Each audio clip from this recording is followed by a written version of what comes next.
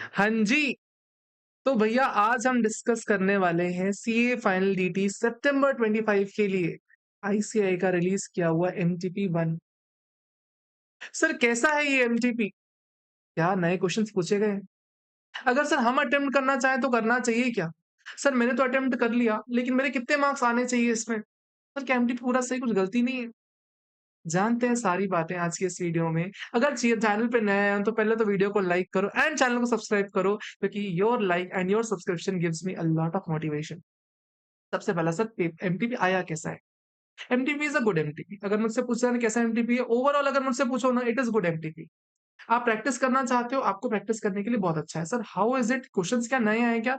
सी questions नए पूरे नहीं है। Most of the questions are repeated from the past material, past exam paper, past RTP से आपको रिपीट क्वेश्चंस मिलेंगे।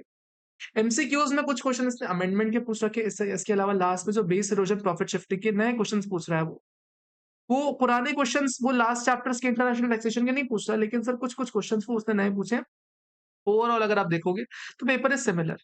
एंड सबसे बड़ी बात, एक बहुत बड़ा ब्लंडर कर रखा है आईसीआई ने, which has been accepted by ICAI. आपको भी बता दो, एक ब्लंडर कर रखा है आईसीआई ने इस पेपर में, and which has been accepted by ICAI. तो भैया अगर आपने वो कर रखा है पेपर में, अपने अपने पेपर में कर रखा है ब्लंडर, तो मान के चलो 4 मार्क्स आपको, 3 मार्क्स आपको आराम से ग्रेस मार्क्स के मिल जाएंगे, अगर आपने वो गलती कर रखी है तो। सर कैसा है एमटीपी? सीधे शुरू करते हैं क्वेश्चन नंबर 1 से। क्वेश्चन नंबर 1 क्या बात करता है? Case scenario 1, Integra consulting. देखो ये क्वेश्चन ना सिमिलर क्वेश्चन है, सिमिलर क्वेश्चन अगर मैं आपको बता दूं, अगर आपको रिपीट नहीं करना हो, नवंबर 24 का जो एमसीक्यू 1 था ना सर, जो पेनल्टी से रिलेटेड था, 2 सेक्शन एसएस 2 सेक्शन ई वाली पेनल्टीज जो रहती है, 271 डी और 271 ई वाली पेनल्टीज रहती है ना, सेम वही पेनल्टीज के ऊपर ही क्वेश्चन है। सिमिलर क्वेश्चन है, अगर कर रखा है तो आप इसको स्किप कर सकते हो। क्या कहते हैं? Professional firm engaged in providing consultancy and business advisory, consultancy business advisory देती है। Firm offers wide array of solutions. ठीक है सर, बहुत सारी चीजें देती है, कोई बात नहीं। During the financial year Integra rendered various professional services earning gross receipts of 90 crore. Sir 90 crore की ग्रॉस रिसीट्स है, ठीक है। This was company's first year of operations and believes that there certain statutory compliances need not to be adhered to, क्योंकि first year तो sir इनको लगता है कुछ कुछ कंप्लायंसेस नहीं करने पड़ेंगे।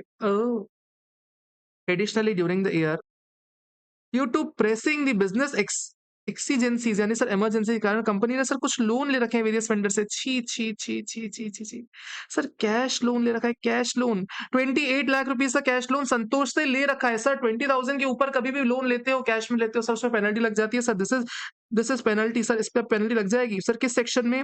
सर 269 एसएस में डी में पेनल्टी लगती है, यानी सर 271 डी की पेनल्टी लगेगी सर। पेनल्टीज वाला वीडियो पूरा डला हुआ है, यू कैन रेफर दैट।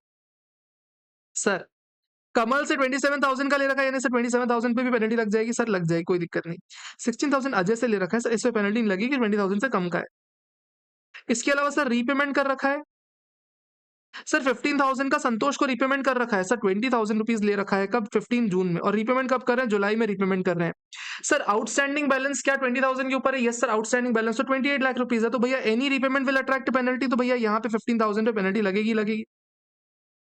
2,50,000 आपने अकाउंट पे ही चेक से दिया है, तो इस केस में पेनल्टी नहीं लगती कभी भी। 21,000 आपने आरटीजीएस से किया, पेनल्टी नहीं लगती। 12,000 रुपीज आपने कैश में क्रॉस चेक में पेमेंट कर दिया सर, आपको देख के समझ में आ जाएगा 28 लाख का बैलेंस था, 28 लाख के बैलेंस में से आपने कुल 3 लाख रुपए मोटा मोटा पेमेंट कर रखा है, तो अभी भी आउटस्टैंडिंग बैलेंस 20,000 ज्यादा है, यानी सर इस पे भी पेनल्टी लग जाएगी सर। अगर समझ में नहीं आया तो सर एक रिवीजन वीडियो डाल रखा है, उसमें अच्छे से समझा रखा है मैंने इस चीज को, ठीक है सर। यानी सर अगर मेरे को बोला जाए एसएस में पेनल्टी कितनी लगेगी सर, 28,27,000 की पेनल्टी लग जाएगी। और टी में पेनल्टी कितनी लगेगी सर, 27,000 की पेनल्टी लगेगी सर। आगे अगर और कुछ ना दे रखा हो तो ओके, ठीक है।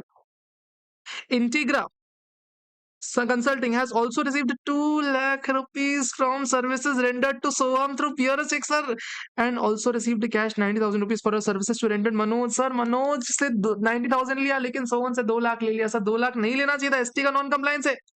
20 लाख, 2 लाख या उससे ज्यादा, 2 लाख या उससे ज्यादा नॉन कंप्लायंस हो जाता है। जरूरी नहीं सिर्फ 2 लाख ही हो, 2 लाख से 2 लाख या उससे ज्यादा दोनों में नॉन कंप्लायंस होता है।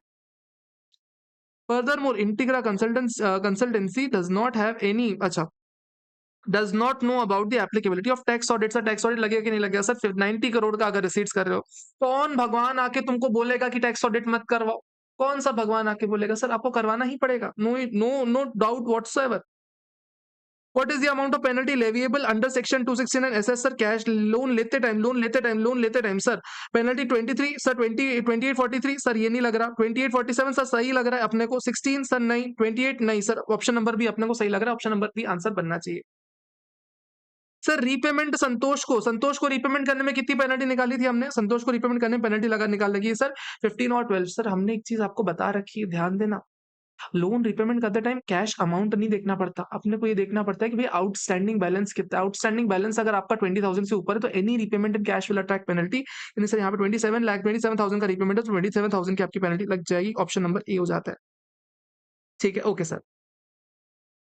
Has Integra violated any contravention, any provisions of Income Tax Act while receiving the payment from Soham and Manoj? If yes, then what is the amount of the penalty? Sir Soham और मनोज से लेने में क्या कोई contravention कर रखा है? देखो सोहम से तो आपने 2 लाख रुपए कैश में ले लिया, which is not allowed.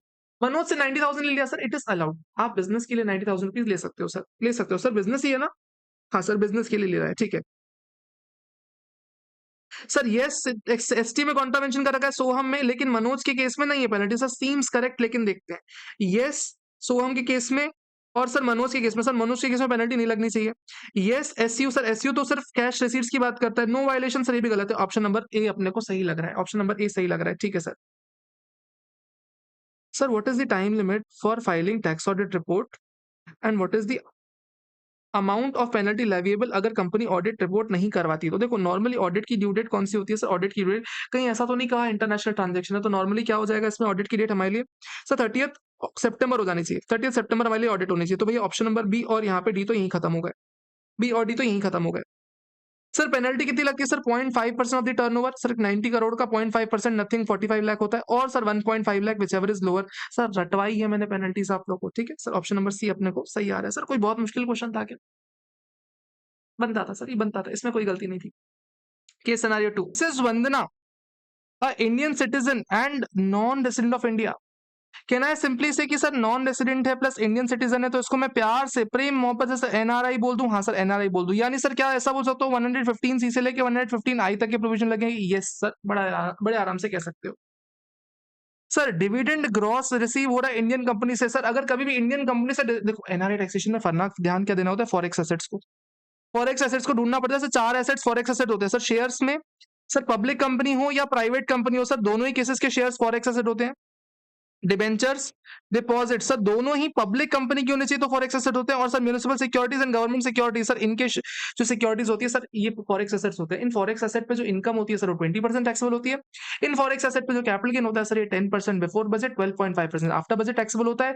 And sir ध्यान क्या देना होता है सर, इन पे कभी भी अपने को 1.25 लाख का बेनिफिट नहीं मिलता, इंडेक्सेशन भी नहीं मिलता।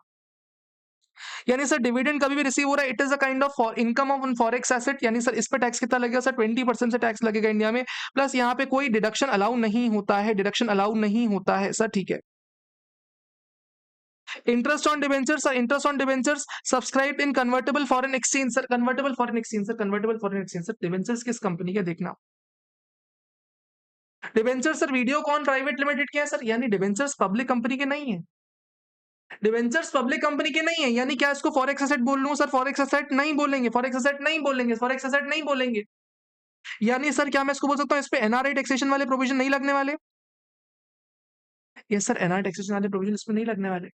लेकिन एक बात बताओ, अगर कभी भी नॉन रेसिडेंट इंडिया में लोन दे रहा होता है और इंटरेस्ट अर्न करता है, तो क्या उसके ऊपर 115 ए वाले प्रोविजन लग जाते हैं क्या? हाँ सर 115 ए वाले प्रोविजन तो लग जाते हैं ना सर, वो तो कहीं नहीं जा रहे। और 115 ए क्या बोलता है? अगर लोन इंडिया में फॉरेन करेंसी में दिया हुआ हो तो इट इज 20% टैक्सेबल। इसने स्पेशली हिंट किया है, इसने स्पेशली हिंट किया सर, लोन फॉरेन करेंसी में दिया हुआ है, यानी सर भले आपको एनआरआई टैक्सेशन का बेनिफिट 20% वाला नहीं मिलेगा, लेकिन 115 ए तो लग जाएगा ना, 115 ए का तो बेनिफिट यहाँ पे मिलना चाहिए ना sir. This was the catch of the question sir, ये क्वेश्चन का कैच था। ध्यान से सर, हो सकता है गलत किया हो आपने, बट हो सकता है सही भी किया हो।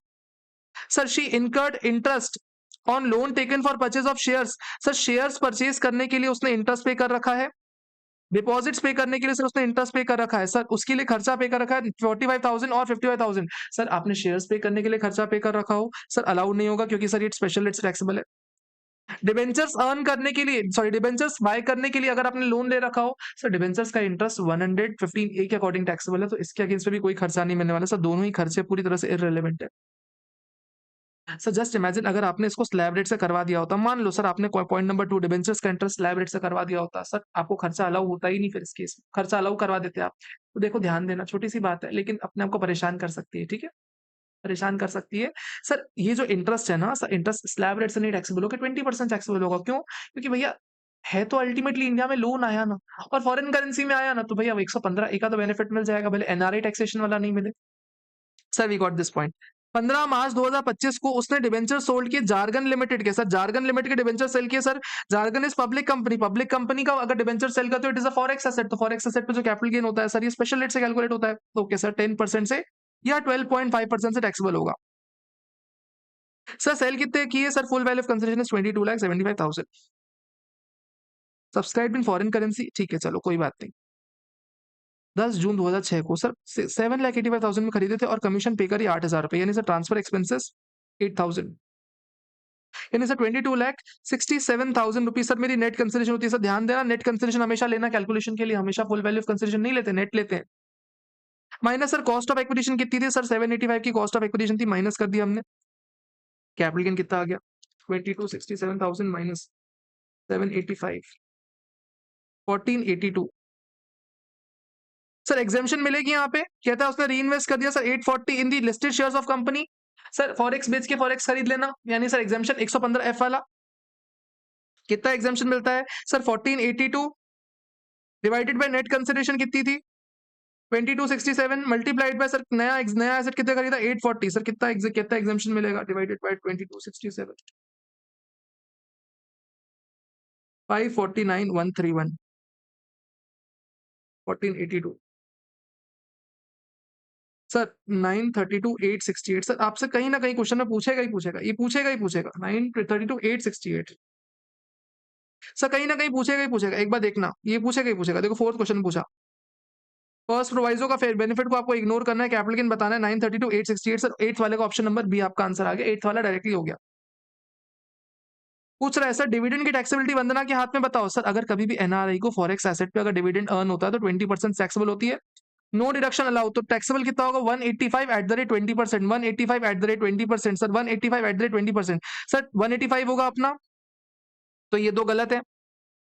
सर लेकिन हमसे पूछ क्या रहा है, देखना देखना ध्यान से पूछना। सर टीडीएस कितना कटेगा? तो टीडीएस 20 प्लस 4% से कटता है, यानी सर 20.8, ऑप्शन नंबर डी सही हो जाता है।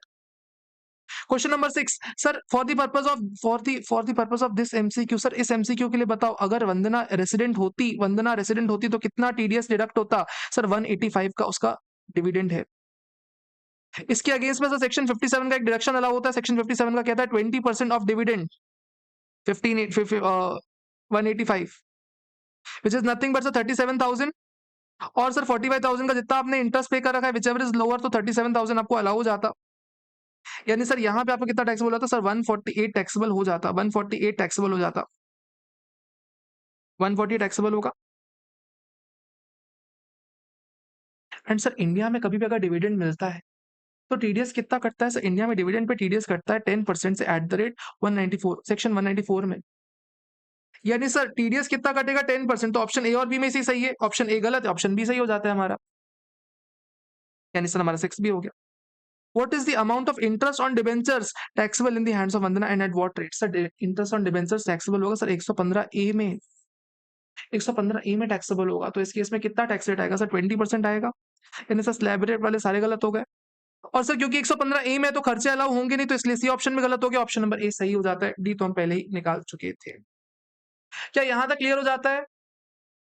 ओके सर क्लियर हो जाता है। आ जाओ क्वेश्चन नंबर 3 में। Sir question number 3 is a good question, अच्छा क्वेश्चन है सर अपने आप में। सर ठीक है, Safe World is a charitable trust registered under section 12 ठीक है, रजिस्टर्ड है, क्या दिक्कत है? The main object sir relief to poor देना है सर, 80 लाख रुपए वॉलंटरी कंट्रीब्यूशन मिला है सर। रिसीट्स में कितना जाएगा? Sir 80 lakh rupees. सर बोरो कर रखा है 40 लाख रुपए, 40 लाख आपने बोरो कर रखा है, ठीक है, from Indian Bank for purchase and construction of school building where it can carry out its function, ठीक है। ट्रस्ट ने सर रीपे कर रखा है 10 लाख। सर 40 लाख अगर आप लोन लेते हो तो कभी भी इसका डिडक्शन आपको अलाउ नहीं होता। क्यों इसका डिडक्शन अलाउ नहीं होता? सर जितना भी आप रीपे कर देते हो ना सर उसका अलाउ होता है। 10 लाख रीपे कर 10 लाख अलाउ हो जाएगा।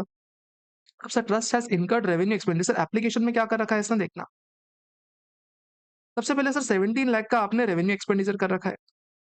केपेक्स कर रखा है सर आपने 60 लाख का towards purchase and construction of land. Sir एक बात बताओ मेरे को, बड़ी सिंपल सी बात है सर, 60 लाख का केपेक्स कर रखा है जिसमें से 40 लाख रुपए लोन का पैसा है, जिसमें से 40 लाख रुपए लोन का पैसा है। तो भैया लोन का पैसा से अगर आप कभी भी कंस्ट्रक्शन करते हो वो थोड़ी अलाउ होता है आपको। तो भैया केपेक्स अलाउ 20 लाख होगा, लेकिन सर आपने लोन का एप्लीकेशन कर रखा है, लोन का रीपेमेंट कर रखा है, तो रीपेमेंट आपको 10 लाख अलग से अलाउ हो जाएगा। केपेक्स का खर्चा ऐसे थोड़ी अलाउ होता है कि अगर आप केपेक्स लोन लेके करते हो तो आपको थोड़ी अलाउ होता है सर, जितना लोन का रीपेमेंट करते हैं सर वही तो अलाउ होता है। रीपेमेंट सिर्फ 10 लाख का किया हुआ है, ठीक है। इसके अलावा out of the revenue expenditure of 70 lakh 15 lakh आपने पे कर रखा है itself. Out of the remaining two, अच्छा out of the remaining 2 lakh sir 1 lakh आप अगले साल में पे कर रहे हो, 1 लाख अगले साल में भी जनवरी पे कर रहे हो, तो भैया 2 लाख आपने इस साल में पे नहीं किया ना, तो आपको अलाउ तो सिर्फ 15 लाख ही होने वाला है।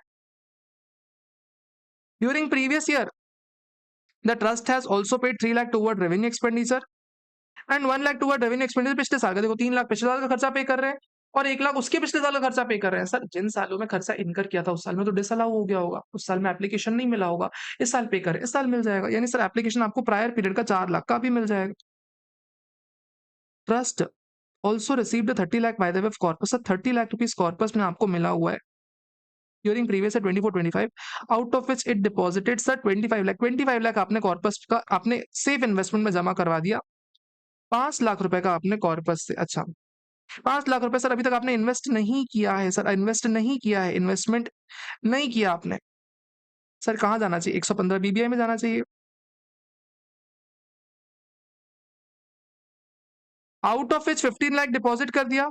Trust also withdrew 5 lakh from the post office maintain by it. अच्छा सर पहले पोस्ट ऑफिस में कोई अकाउंट रहा होगा, उसमें से सर 5 लाख रुपए आपने विथड्रॉ किए, 5 लाख आपने विथड्रॉ किए एंड सर आपने बिल्डिंग कंस्ट्रक्शन लगा दी। छी सर छी, इस 20 लाख में से भी सर 20 लाख में से भी 5 लाख तो आपका कॉर्पस का पैसा है, कॉर्पस से खर्चा करते हो डिडक्शन अलाउ नहीं होता, कॉर्पस से खर्चा करते हो डिडक्शन अलाउ नहीं होता। सर डिडक्शन कब अलाउ होता है? जब कॉर्पस में रीपे बैक कर देते हो, डिपॉजिट बैक कर देते हो। सर इसमें रीपेमेंट की कोई बात नहीं कही।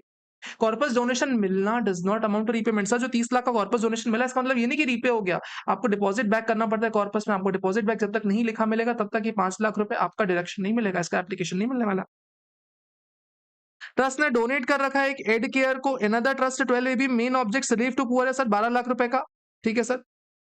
For the first time the trust has applied for the first time 2 lakh out of the current year income. Sir 2 lakh रुपए आपने ब्रदर के लिए खर्चा कर रखा है। छी छी छी, एक्सीडेंट में हो गया है। देखो सुनना, पहली बात तो डोनेशन कर रखा है 12 लाख रुपए का, इसका 85% ही अलाउ होगा आपको, 10.2 लाख आपको अलाउ होगा। तो सर 2 लाख रुपए आपने अपने ब्रदर के खर्चे में, ब्रदर के लिए खर्चा कर रखा है। सर वो एक एक्सीडेंट में ग्रसित है, यानी सर 2 लाख रुपए आपके ब्रदर का खर्चा है, 115 बीबीआई में जाएगा। सर ये दोनों 115 बीबीआई में जाएंगे, कुल मिला के 7 लाख 115 बीबीआई में टैक्सेबल होगा। क्या कह रहे हैं? What is the amount of application excluding the unconditional accumulation of 15%, अगर वो सारी कंडीशन फुलफिल करती है। 12 ए देख रहे हो आप, ये देखो ध्यान से ध्यान से ध्यान से 12 ए, ये लोग इंस्टीट्यूट वाले 12 ए भी नहीं लिखे हैं। तुमको बता दूं क्यों? क्योंकि ये क्वेश्चन ना, ये क्वेश्चन अगर मैं आपको बता दूं मई 23 के आरटीपी का क्वेश्चन है, तो तब ऐसे ही पुराने क्वेश्चन पूछता था। ये पुराना क्वेश्चन है, कोई नया क्वेश्चन नहीं है। नवंबर 23 का, सॉरी मई 23 का आरटीपी का क्वेश्चन है ये, या मई 23 या नवंबर 22 I guess, I don't remember, लेकिन आरटीपी क्वेश्चन है, एज इट इज क्वेश्चन छाप दिया। तो क्वेश्चंस में कोई मेहनत ऐसे की नहीं है इंस्टीट्यूट में, ठीक है।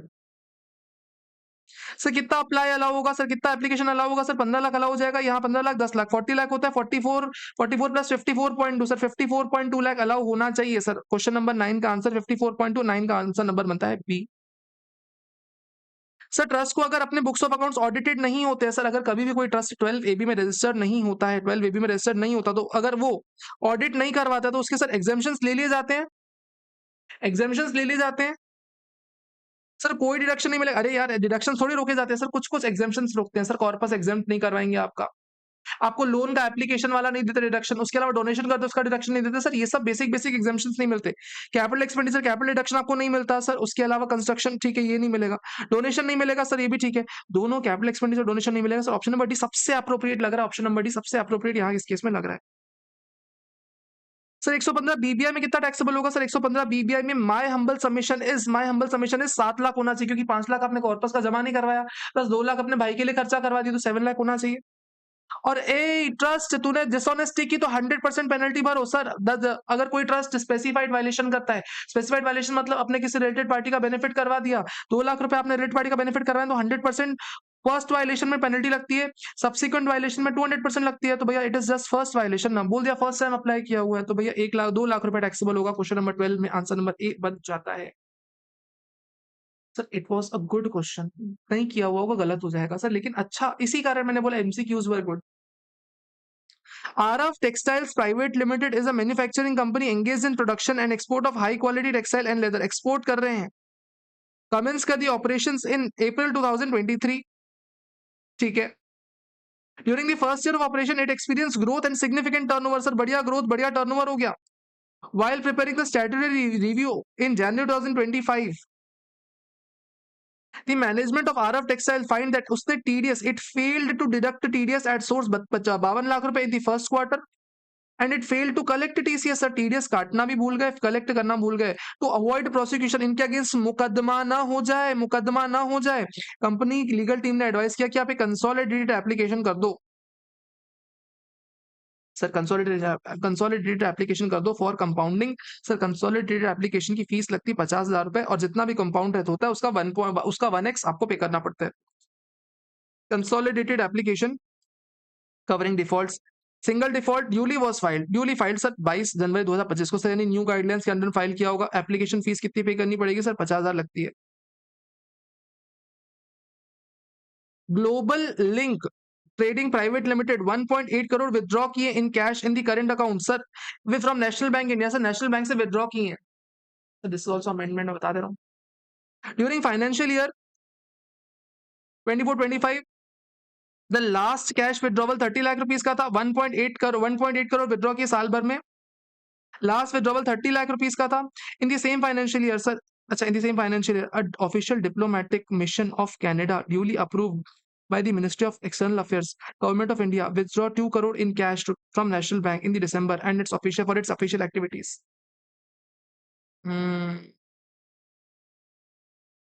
सर ग्लोबल ने पैसा विड्रॉ किया, 1.8 करोड़। हमने पढ़ रखा है कि अगर आप 1 करोड़ के ऊपर जो भी विड्रॉ करते हो तो 80 लाख रुपीस पे सर 2% टीडीएस काटना पड़ेगा ग्लोबल लिंक का। ठीक है। लेकिन सर अगर कोई डिप्लोमेटिक मिशन है, अगर वो 2 करोड़ विड्रॉ कर रहा है, सर डिप्लोमेटिक मिशन के लिए हमने पढ़ा रखा था, डिप्लोमेटिक मिशन वालों के लिए sir no TDS. Ministry of external affairs किसी किसी को डिप्लोमेटिक मिशन के लिए बताती है कि इनका टीडीएस नहीं काटना, तो सर आपके केस में अमेंडमेंट आया था, डिप्लोमेटिक्स या फिर कोई कॉन्सुलेट्स रहते हैं, डिप्लोमेट्स रहते हैं, इनका टीडीएस नहीं काटना 194N में, तो इनका नो टीडीएस हो जाएगा। ठीक है। Sir national bank is required 2% TDS इस पे काटना है। एंड सर ग्लोबल, अच्छा और इसके अलावा no TDS in case of diplomatic mission. Sir answer number 1 सही लग रहा है। सर दूसरा गलत है, क्योंकि सर इसने बोल रहा है कि सर डिप्लोमेटिक मिशन पे भी टीडीएस काटना पड़ेगा, जो डिप्लोमेट्स है उनका भी काटना पड़ेगा। सर नो टीडीएस, ये भी गलत है। सर डिप्लोमेट्स का भी टीडीएस कटवा रहे हैं, ये भी गलत है। सर ऑप्शन नंबर ए सबसे सही लग रहा है। सर अमेंडमेंट के ऊपर question, zenith global a company incorporated in United kingdom has established liaison office. Sir liaison office के लिए भी एक और अमेंडमेंट। सर 3 क्वेश्चन अमेंडमेंट क्या आ चुके हैं, 3 क्वेश्चन अमेंडमेंट्स क्या आ चुके हैं। अब तक कोई गलती नहीं मिली, लेकिन 3 क्वेश्चन अमेंडमेंट क्या आ चुके हैं। लाइजन ऑफिस को फाइनेंशियल ईयर एंड के 8 मंथ्स के अंदर सर अपने ऑफिस डेटा देना पड़ता है। सर कितने टाइम के अंदर? 8 मंथ्स के अंदर। सर कुछ आगे नहीं पढ़ते, डायरेक्टली आंसर देख लेते हैं। सर 8 मंथ्स के अंदर आपको डेटा फर्निश करना पड़ जाएगा, 8 मंथ्स के अंदर। ऑप्शन नंबर सी सही होना चाहिए। एमसीक्यूज पर गुड, इजी क्वेश्चंस थे, लेकिन अमेंडमेंट्स टेस्ट किए इन्होंने। प्लस टैक्सेशन का अच्छा क्वेश्चन था, पेनल्टीज का भी ठीक ठाक क्वेश्चन था, गलती हो सकती है। उसके अलावा जो सेकंड क्वेश्चन पूछा गया ना, that was also good question, NRA taxation का। मतलब ओवरऑल मैं बोलूं ना, अच्छे एमसीक्यूज थे। इस एमसीक्यूज में अगर आप अपने आप को ना 20 नंबर लेके आ जा रहे हो ना सर आउट ऑफ 30, यानी you have done a good job. Amendment नहीं कवर किए हुए होंगे तो भैया आपके 6 नंबर सीधे गए, अमेंडमेंट करके गए हो तो भैया आपके नंबर बढ़ जाएंगे। सर ऑफेंसेस के ऊपर, कंपाउंडिंग ऑफेंसेस के ऊपर पूरा 1 घंटे का वीडियो डाल रखा है, 45 मिनट्स का, इन डेप्थ में पढ़ा रखा है with question answers and examples, तो जरूर रेफर कर लेना, बढ़िया तरीके से कवर हो जाएगा। बाकी 15 मिनट का बाकी टोटल अमेंडमेंट वीडियो आप उसको भी रेफर कर सकते हो। Blue cloth limited is engaged in manufacturing of fabric. Sir जहां तक मेरे को ध्यान है, इस क्वेश्चन में ऐसा कुछ था नहीं। 1/4/2016 को मैन्युफैक्चरिंग चालू की। Sir profit and loss statement में दे रखा है 840 का प्रॉफिट। सर 840 का प्रॉफिट ले लेंगे हम सीधे सीधे।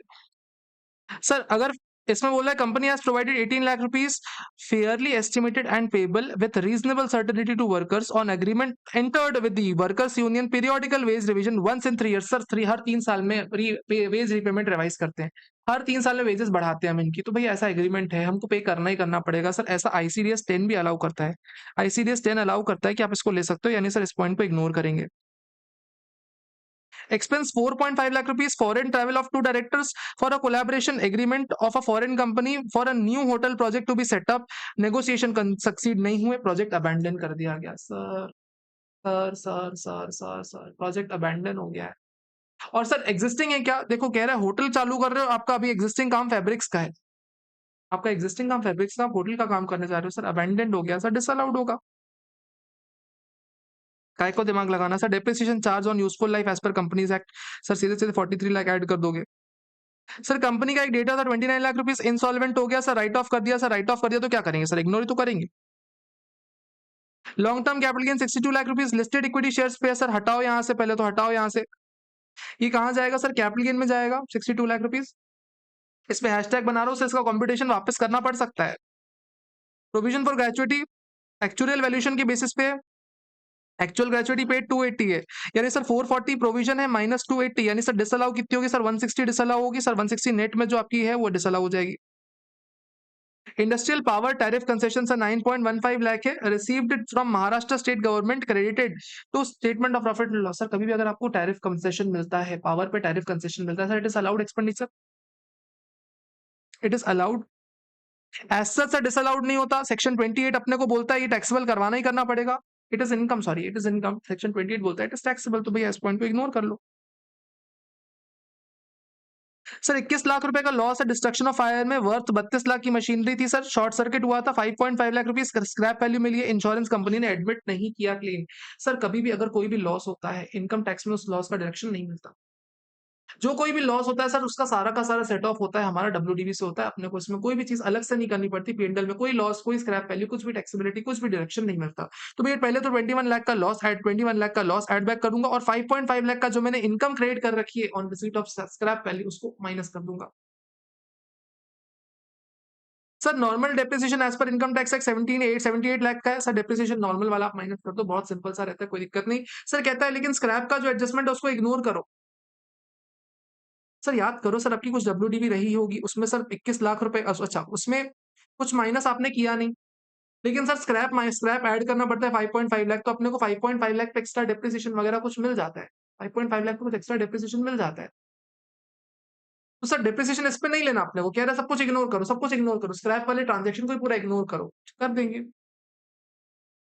During previous year SSC started a business for developing and building housing projects 80 IBA वाला, net profit of such business 38 lakh. Sir 38 lakh rupees special business में अलग से जाएगा।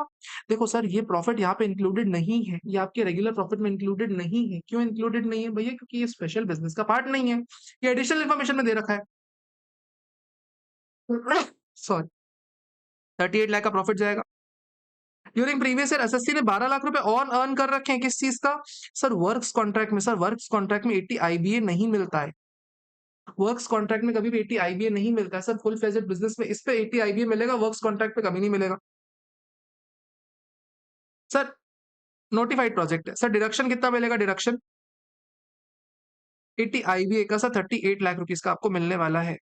ठीक है सर, बात क्लियर हो जाती है। GST of 7.6 lakh collected from the customers was paid to the company on due dates, आपने ड्यू डेट्स पे जीएसटी पे कर दिया, लेकिन एक अपील हुई थी हाईकोर्ट में, आपको जीएसटी का रिफंड मिला 2.5 लाख रुपीस का। उसके अलावा कंपनी इंटर्न, सर कंपनी ने 2 लाख आपको रिफंड कर, 2 लाख रिफंड कर दिया सर। देखो कंपनी को रिफंड कितना मिला? 2.5 लाख। कंपनी ने पे कितना कर दिया? 2 लाख, यानी 50,000 रुपए का 50,000 रुपीज का रिफंड अभी तक कंपनी ने पे नहीं किया sir, that is deemed PGBP. 0.5 lakh rupees sir deemed PGB बनेगा सर, ऐड करना पड़ेगा सर। टोटल इनकम निकालो, टैक्स लायबिलिटी निकालो सर, आपको 115 बीडबल इग्नोर करना है, मैट को भी इग्नोर करना है सर। प्रीवियस ईयर 22 से इसकी total income sir 92 lakh rupees की है, 920 करोड़ रुपीज की है, तो यानी टैक्स रेट लगेगा सर 30%। इस बीच में एक छोटी सी चर्चा रह गई सर, इस छोटी सी चर्चा रह गई सर, कैपिटल गेन में कंपटीशन कैसे करेंगे? सर इसने तो अपने को फेयर मार्केट वैल्यू दे नहीं रखी, कॉस्ट ऑफ एक्विजिशन नहीं दे रखी, तो भैया काय को करना तुमको? तुम मान लो ना सर, ये कैपिटल गेन भी तो तुम्हारा as per income tax act भी सेम ही होगा, एज पर कंपनीज एक्ट के बराबर। जो capital gain books of accounts का है वही इनकम टैक्स का सर सेम ही है। इस पे क्या करोगे सर? माइनस करोगे 1.25 लाख, मल्टीप्लाई करोगे 12.5%, आंसर आ जाएगा तुम्हारा। सर इसमें कोई भी ऐसा एडजस्टमेंट नहीं था जो मैंने ऐसा कुछ अलग करवा रखा, कोई ऐसा एडजस्टमेंट नहीं था। जैसे आप टोटल करोगे ना, टोटल करने के बाद आपकी जीटीआई आ जाएगी। जीटीआई में सर आप 80 आईबीए माइनस करोगे, 38 लाख का आपकी एनटीआई आ जाएगी। एनटीआई के बाद सर आप एनटीआई में जो आपका 6.2 लाख है माइनस 1.25 लाख, इस पे सर 12.5% लगा दोगे।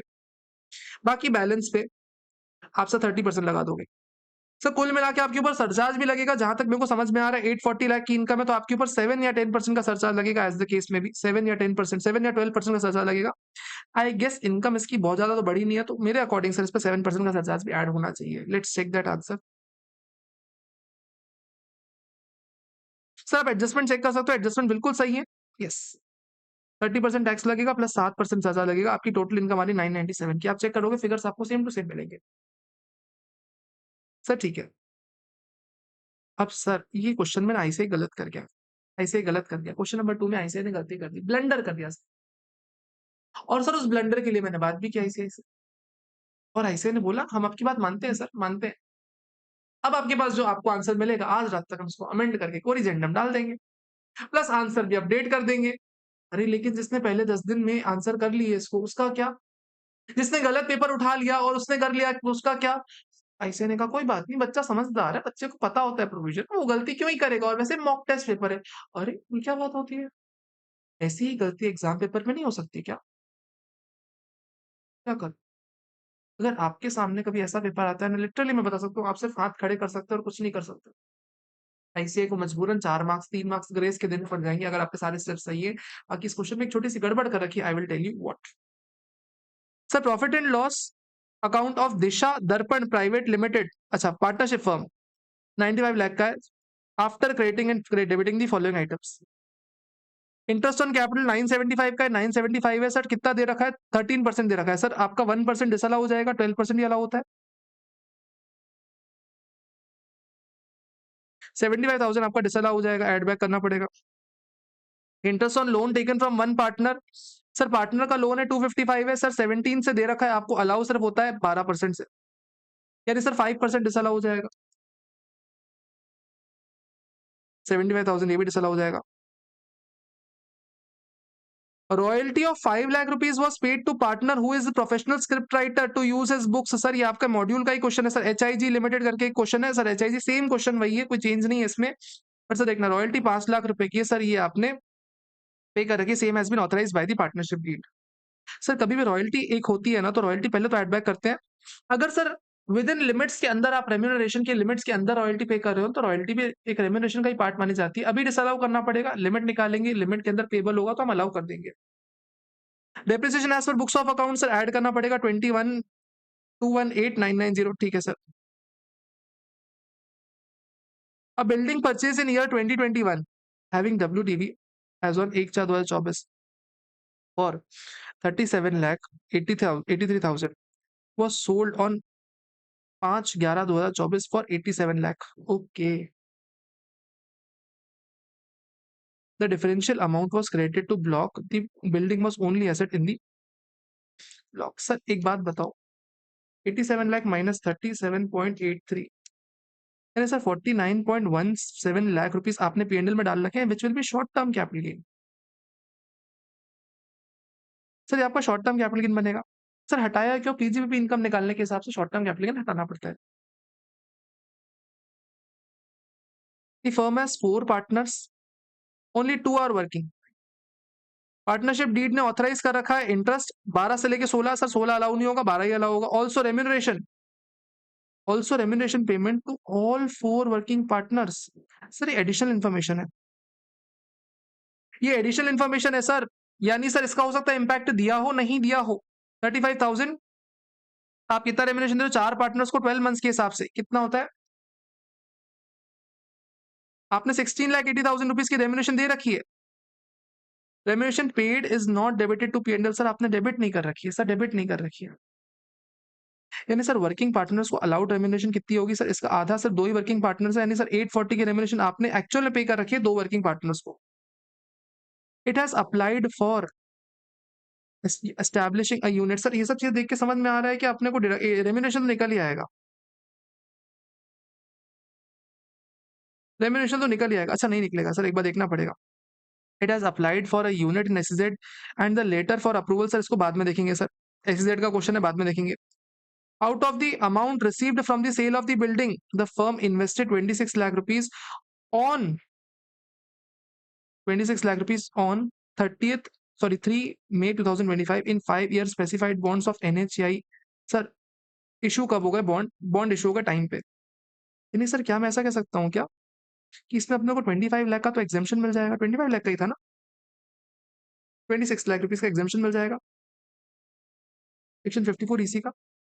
और सर इसके लिए अपने को केस लॉ भी लिखना पड़ जाएगा।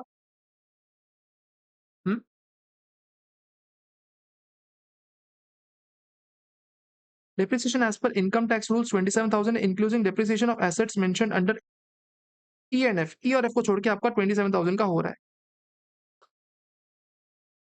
27,000 का डेप्रिसिएशन माइनस करोगे। WDV on cars purchase and put to use 1/1/2022 को इतनी थी। अच्छा,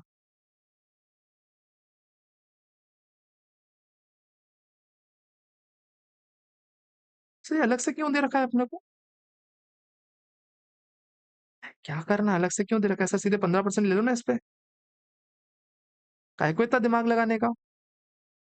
काय को इतना दिमाग लगाने का सर? डब्ल्यूडीवी ऑन कार है, आपने परचेज कर रखी है, तो आप सीधे 15% ले लो। 970 का 15%,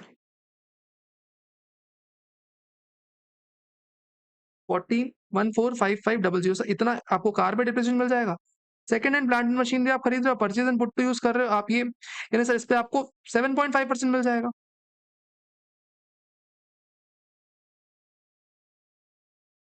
4125 सर, इतना डिप्रेशन आपको अलाउ हो जाएगा। यानी sir PGBP for the purpose of remuneration कितना आएगा ये बता रहा हूँ मैं आपको। PGB for the purpose of remuneration 95 lakh हो जाएगा, plus 75 plus 75 plus 5 lakh plus 21,8900 minus 49 lakh, minus इन तीनों का। सर या इससे आपका आ जाएगा PGB for the purpose of remuneration.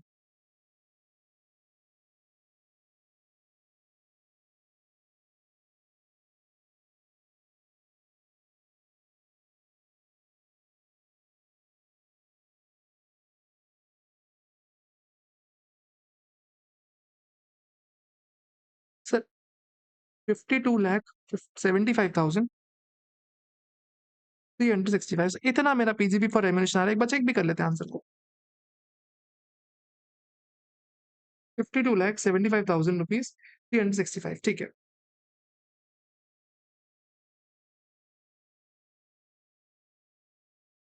Remuneration paid, remuneration allowed. Sir first 6 lakh rupees पे, 6 लाख रुपीज में 90% दैट इज नथिंग बट 540, और बैलेंस 46.75365 पे 60%, यानी 2805219, कुल मिला के सर 33,45,219 की रेम्यूनरेशन अलाउ होनी चाहिए, लेकिन पे कितनी कर रखी है सर? पे कर रखी है 840, बस माइनस कर दो। आपका जो बुक प्रॉफिट है सर, इसमें से रेम्यूनरेशन माइनस कर दो सर। लेकिन रेम्यूनरेशन तो माइनस की, रॉयल्टी का क्या? रॉयल्टी का क्या? रॉयल्टी भी तो पे कर रखी है ना, रॉयल्टी भी तो एक पार्ट की, एक टाइप की रेम्यूनरेशन होती है सर। रॉयल्टी को क्यों माइनस नहीं किया आपने? सर होनी चाहिए, होनी चाहिए। 5 लाख और माइनस कर दोगे आप सर, लेकिन आप आईसीआई का आंसर चेक करोगे तो उसने नहीं कर रखी है। आईसीआई का आंसर चेक करोगे सिर्फ रेम्यूनरेशन माइनस किया है सर, इसमें कोई भी रॉयल्टी का एडजस्टमेंट नहीं कर रखा है। No adjustment whatsoever made, no adjustment whatsoever made sir, आपको कोई भी एडजस्टमेंट नहीं किया हुआ है।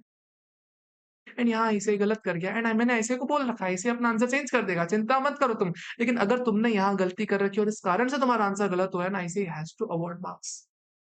अगर तुम्हारे सामने एग्जाम में सेम ऐसा क्वेश्चन आता है और ऐसे सेम गलती रिपीट करता है तो you will be awarded marks, आप इसकी चिंता बिल्कुल मत करो। सर आईसीए ने यहाँ गलत कर रखा है, इसके आगे आपका सोल्यूशन बदल जाएगा। सर आपकी रेम्यूनरेशन अलाउड कितनी हो जाती है? सर रेम्यूनरेशन ये दोनों अलाउ हो जाती है। आपके प्रॉफिट में से माइनस क्या करूंगा? 52,75,365 में से सर 8,40,000 तो माइनस होगा ही होगा, माइनस 5 लाख और अलाउ हो जाएगा। कुल मिला के सर 39,35,365 रुपीज की आपकी, ये आपकी बन जाएगी सर आपका प्रॉफिट आफ्टर रेम्यूनरेशन। ठीक है, कोई और एडजस्टमेंट?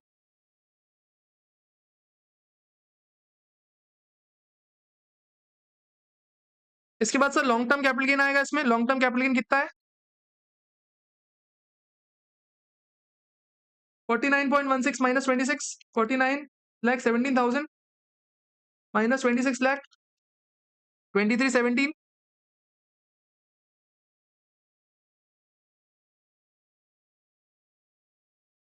62, 52, 365, 62, 52, 365, 62, 52, 365। हमारा यही आंसर होगा, लेकिन 5,000 से 5 लाख से डिफर करेगा। 62, 52, 365 सर, इससे हमारा आंसर सिर्फ 5 लाख से डिफरेंस करेगा, सिर्फ 5 लाख का डिफरेंस करेगा। सर क्या टोटल इनकम में टैक्सेस पूछ रहा है? टोटल इनकम में कोई टैक्सेस पूछा? कंप्यूटर टोटल इनकम पूछ ली, बस टैक्सेस पूछे नहीं पूछे सर। इसके अलावा यहाँ इसका क्या करेंगे? इसका क्या करेंगे सर, एक बार देखते हैं इसको भी। सर 80, इसमें हमारी जीटीआई आ गई सर, जीटीआई आ गई, एनटीआई निकालनी पड़ेगी। एनटीआई के लिए सर डिडक्शन माइनस करना पड़ेगा। क्या कह रहा है sir? It applied for SEZ, letter of approval was granted. Sir granted कब हुआ? 30 मार्च 2022 को ग्रांट हुआ अप्रूवल। सर ये कोई ग्रांटिंग डेट है ही नहीं सर। इसके बाद अगर आपको ग्रांट मिल भी जाता है सर, डिडक्शन नहीं मिलेगा। यानी सर 80 10 डबलेगा, कोई डिडक्शन नहीं मिलने वाला। नो डिडक्शन, यही आपका आंसर बनेगा। Oh my God sir, oh my God sir, इसके आगे ये लोग कितनी मेहनत करवा सकते थे, लेकिन करवाया नहीं सर। सिंपल सा क्वेश्चन था ये। सर गिल एक नेशनल, अच्छा next question. Mister Gill, Shubman Gill एक फॉरेन नेशनल है, क्रिकेटर है, इंडिया आया, member of Australian cricket team का है, 40 डेज इंडिया में रहा, यानी सर नॉन रेसिडेंट है, नॉन सिटीजन है।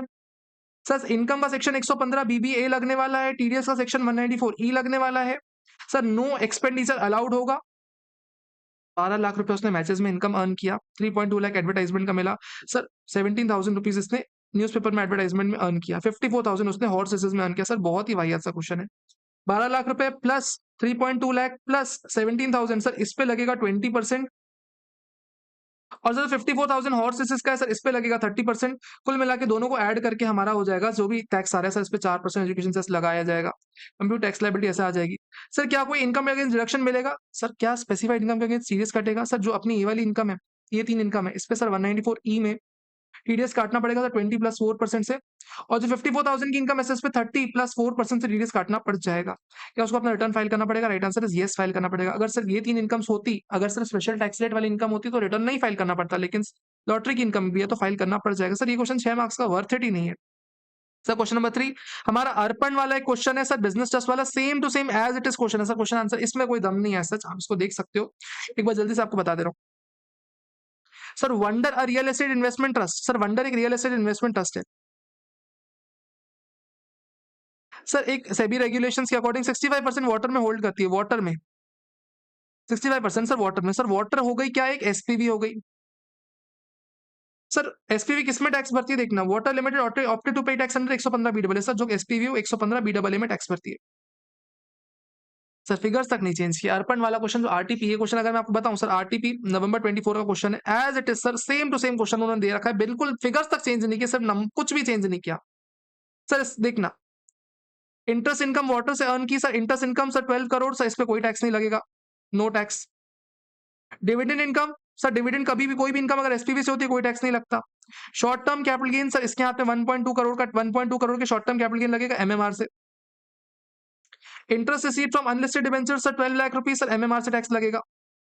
रेंटल इनकम सर 2 करोड़ रुपए की सर, रेंटल इनकम सर कोई टैक्स नहीं लगेगा बिजनेस ट्रस्ट के हाथ में। यानी बिजनेस ट्रस्ट के हाथ में सर 2 इनकम्स है सर। 2 इनकम सिर्फ कौन कौन सी सर? एक तो अपनी शॉर्ट टर्म कैपिटल गेन, और सर अपना ये वाला हो गया इंटरेस्ट इनकम सर, इन पे एमएमआर से बस टैक्स लगेगा। इसके अलावा सर यही इनकम आपने कार्तिक को ट्रांसफर कर दी। कार्तिक सर, कार्तिक कहता है कार्तिक 70% होल्ड करता है रीट में, उसने अक्वायर कर रखी थी 1.5 करोड़ में। तो भैया इंटरेस्ट इनकम पे कार्तिक के हाथ में टैक्स लगेगा। 12 करोड़ की इनकम है, 12 करोड़ की इनकम पे 70% कार्तिक होल्ड करता है, यानी सर 8.4 करोड़ की इनकम कार्तिक के हाथ में टैक्सेबल होगी। डिविडेंड सर 2 करोड़ है, 2 करोड़ का 70% कार्तिक के हाथ में टैक्सेबल होगा, यानी 1.4 करोड़ टैक्सेबल होगा। सर जो income trust business trust MMR में भरती है सर, ये एग्जेम्प्ट होगा कार्तिक के हाथ में।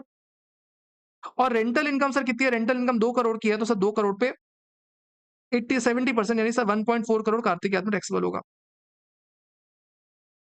ठीक है, ट्रस्ट ने टोटल डिस्ट्रीब्यूट कर रखा है 20 करोड़ रुपीस, टोटल डिस्ट्रीब्यूट कर रखा है 20 करोड़ रुपीस। सर ट्रस्ट ने अर्न कितना किया है sir? 12 crore plus 2 crore plus 1.2 crore plus 12 lakh plus 2 crore sir, कुल मिला के सर कितना हो जाता है? 12 plus 2 plus 1.2 plus 0.12 plus 2 sir 17.32 total earn कर रखा है, डिस्ट्रीब्यूट कर दिया 20 करोड़ सर, एक्स्ट्रा डिस्ट्रीब्यूशन कर दिया, एक्स्ट्रा डिस्ट्रीब्यूशन कर दिया सर 2.68 करोड़ का।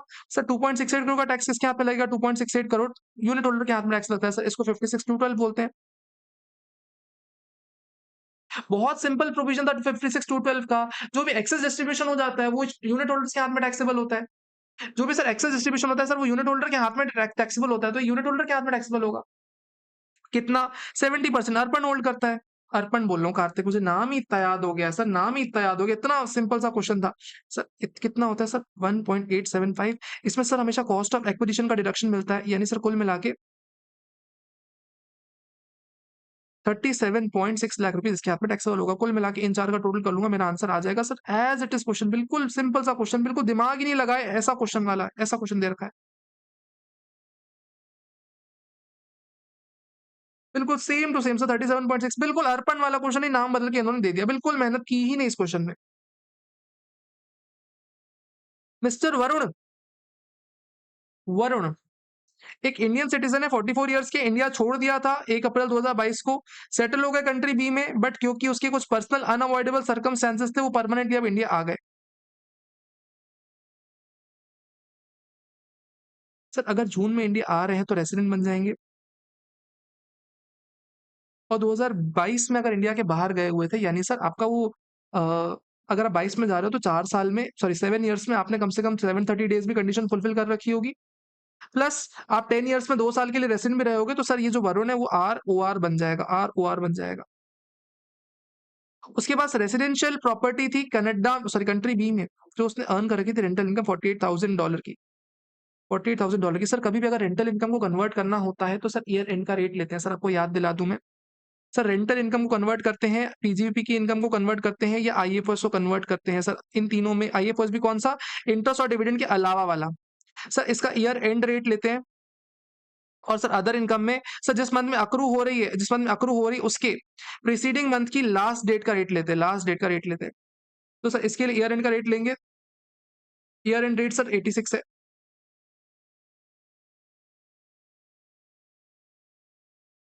सर जब इंडिया में इस इनकम को लेते हैं तो एक 30% का स्टैंडर्ड डिडक्शन भी मिलता है। सर 30% का डिडक्शन लेके सर 70% टैक्सेबल होगी इसके हाथ में।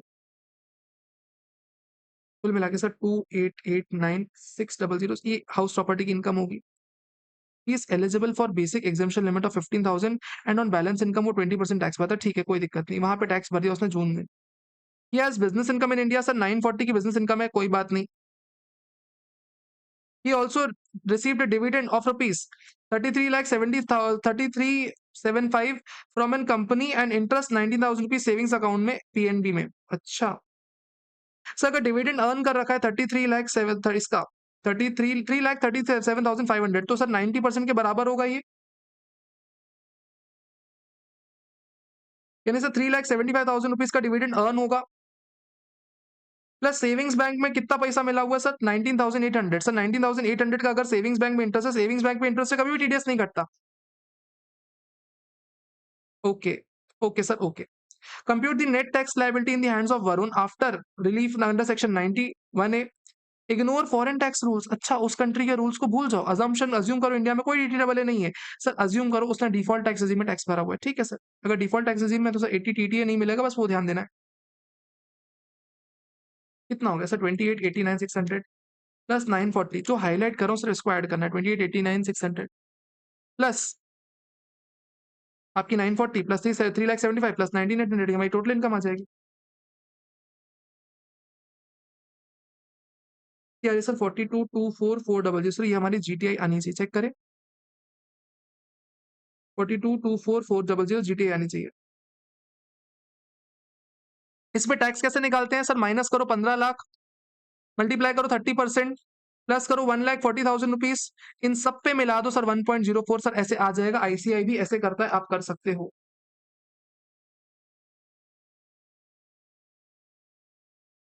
तो कुल मिला के टैक्स इंडिया में कितना लग रहा है सर? 995613, 995613 इतना टैक्स लग रहा है।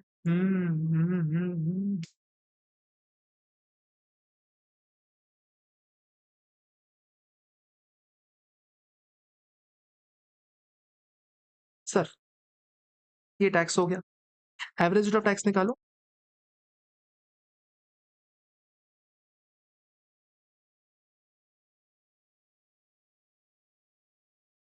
एवरेज रेट ऑफ टैक्स हो गया 23.5681%।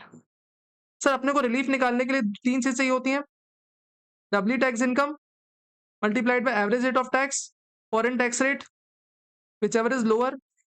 Average rate of tax 23.5681% fix हो गई। फॉरेन टैक्स रेट चाहिए ना अपने को, फॉरेन टैक्स रेट चाहिए ना अपने को, सर फॉरेन टैक्स रेट तो चाहिए होगी।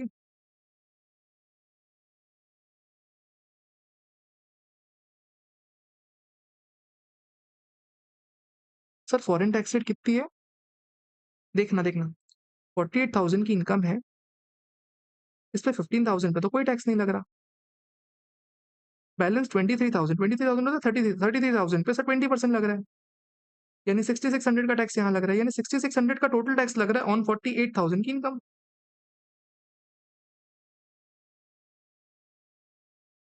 सर वहां पे एवरेज रेट ऑफ टैक्स निकल के आ रहा है 13.75%। 13.75%। सर यानी फॉरेन टैक्स रेट निकलेगा 13.75%। डब्ल्यू टैक्स इनकम कितनी है सर, डब्ल्यू टैक्स इनकम अगर आप देखो, W tax income,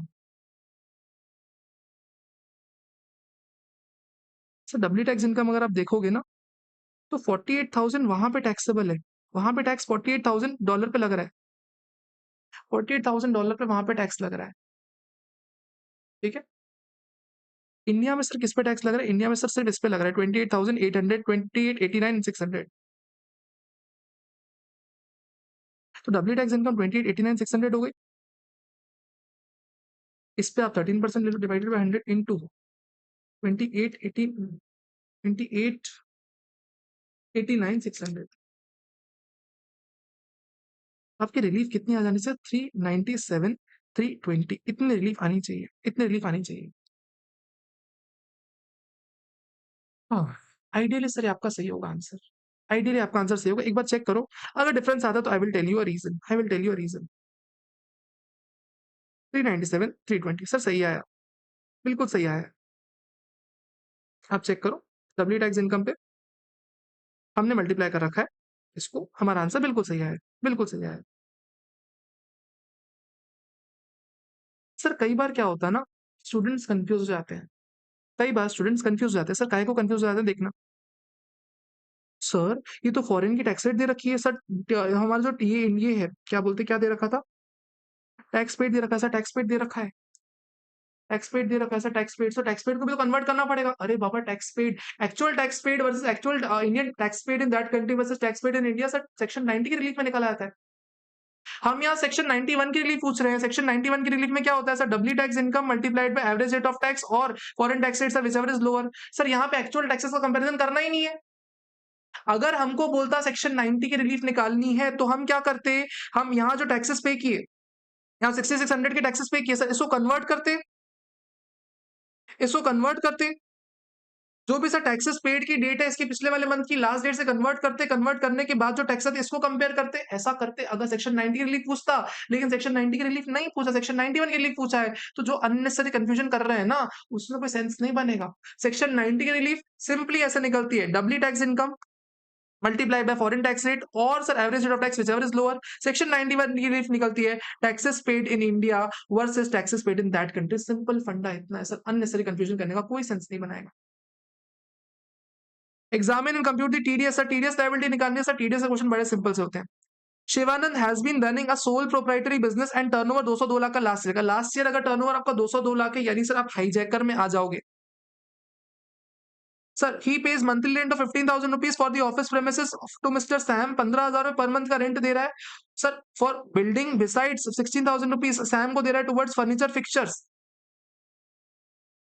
sir building पे 15,000 प्लस फर्नीचर का 6,000, यानी सर कुल मिला के 21,000 पे कर रहा है, 12 मंथ से मल्टीप्लाई करूंगा तो सर कितना हो जाता है, 2,50,000, यानी सर 194 आई में रेंट काटना पड़ेगा। सर बिल्डिंग पे 10% रेंट होता है, फर्नीचर फिक्सचर्स पे भी 10% होता है, नहीं फ्लैट 10% टीडीएस काटना पड़ जाएगा क्योंकि लास्ट ईयर में आपका टर्नओवर ज्यादा था। सिंपल सा क्वेश्चन सर, बहुत ही सिंपल सा क्वेश्चन, 2 मार्क्स का क्वेश्चन है।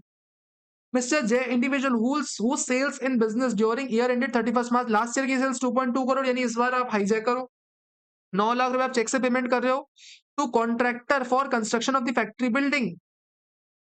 सर आपको टीडीएस काटना पड़ेगा सर 2% और 1% से डिपेंडिंग अपॉन कॉन्ट्रैक्टर इंडिविजुअल है तो भैया 1% से टीडीएस काटोगे 194C में आप हाईजैकर हो। सर क्या क्वेश्चन पूछ रहा है? White blue private limited 28,000 towards professional fees, आपने सर 28,000 की प्रोफेशनल फीस का पेमेंट किया, टीडीएस कटेगा क्या? नहीं कटेगा। 27,000 आपने टेक्निकल फीस का पेमेंट किया, क्या टीडीएस कटेगा? सर नहीं कटेगा। टोटलिटी में 55,000 पेमेंट किया, टीडीएस कटेगा क्या? सर नहीं कटेगा। 30,000 लिमिट अलग होती है प्रोफेशनल फीस की, 30,000 रुपीज लिमिट अलग होती है टेक्निकल फीस की। XYZ एक इंश्योरेंस इंटरमीडियरी है operating under IFSC. Sir IFSC वालों का कभी टीडीएस नहीं कटता 80LA में। अगर 80LA का क्लेम कर रहे हो तो आपका किसी सेक्शन में टीडीएस नहीं कटता, no TDS. Started its business in September 2023, financial year 24-25 it has earn insurance commission 1.5 lakh रुपए का। इंश्योरेंस कमीशन का टीडीएस कटता है 194D में। इंश्योरेंस कमीशन अगर आप कोई रिसीव कर रहा है तो उसका टीडीएस 194D में कटता है। सर नॉर्मली 5% रहता है लेकिन कंपनी केस में 10% होता है। तो 80LA क्लेम कर रहे हो आपको टीडीएस नहीं कटेगा सर, चेक कर सकते हो answer. Not required deduct TDS, 80LA claim कर रहे हो कोई टीडीएस नहीं कटेगा। सर ये पोर्शन अमेंडमेंट था, इसके अलावा इस क्वेश्चन में कोई ऐसा पार्ट था ही नहीं कि जो आपको नहीं बनता हो। Sir neo ventures limited Australia holds 30% equity shares in Akshaya Infratech private limited. Software का काम करती है एंड रिलेटेड सपोर्ट देती है सर। अक्षया है और ये नियो है। सर नियो 30% होल्ड करता है इंडिया में। अक्षया इंफ्राटेक प्राइवेट लिमिटेड सर ठीक है। अक्षया ने सर्विसेज दी कितने की? 150 मैन आवर्स की दी। और सर कितना चार्ज किया? 2700 रुपीज चार्ज किया। सर कितना चार्ज किया? 150 इंटू 2700, 405 123 सर इतना बिलिंग की। सर इतना सेल्स रिसीट्स हो रही है अक्षया के नाम पे। तो लेकिन कॉस्ट कितनी इनकर कर रहे हैं सर? कॉस्ट एक्चुअल कॉस्ट तो सर 452 हो गई, यानी सर लॉस में धंधा कर रहे हो आप लॉस में धंधा कर रहे हो। अगर आपको याद हो ना सर, ये सबसे बेसिक वाला क्वेश्चन कॉस्ट प्लस मेथड का, सबसे basic question cost plus method का इंस्टीट्यूट का इलस्ट्रेशन है ये। सर कोई ऐसा कुछ क्वेश्चन पूछ ही नहीं रहा वो इसमें। ट्रांजेक्शन विद अक्षया कंपेरेबल नहीं है because there are certain differences. देखो नॉर्मली देखो, अक्षय अगर वेदांता को बेचती है सर, अक्षय अगर किसी थर्ड पर्सन को बेचती है तो सर कितना कमाएगी? सर 40% कमाती है, 40% कॉस्ट पे कमाती है। लेकिन यहाँ पे ना 40% नहीं कमा सकती, क्यों? क्योंकि सर जो एसोसिएट एंटरप्राइज है वो सर क्या देता है? सर ब्रांड वैल्यू देता है which is equal to 15% of GP. Sir 15% of 40% sir की ब्रांड वैल्यू मिल जाती है, तो इतना चार्ज नहीं कर सकते, तो इतना माइनस कर दो,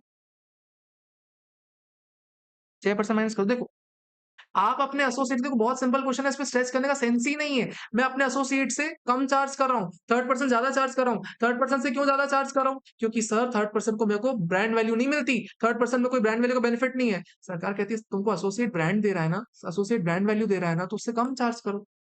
6% ब्रांड वैल्यू का है ना, 6% कम चार्ज करो, कम से कम 34% तो चार्ज करो, कम से कम 34 तो चार्ज करो। सरकार कहती है, वो कहता है नहीं नहीं, अक्षय कहता है नहीं नहीं नहीं नहीं नहीं, वो लार्ज वॉल्यूम में आता है इसलिए 10% और देना पड़ता है। सरकार कहती है 15-10% और 40% आप और कम चार्ज कर लो, 4% और चार्ज कर लो, सर 30% तो चार्ज कर लो।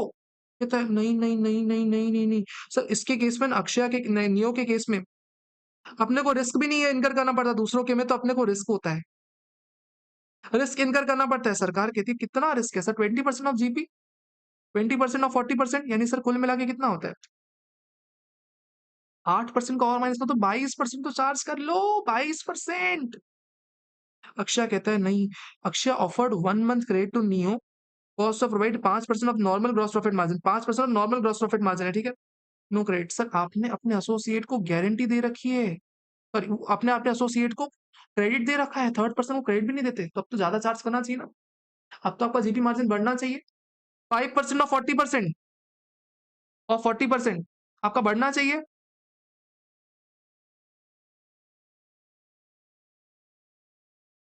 2% बढ़ना चाहिए, यानी कुल मिला के 24% आपको कॉस्ट पे तो चार्ज करना ही करना चाहिए, 24% ऑफ द कॉस्ट आपको चार्ज करना ही करना चाहिए।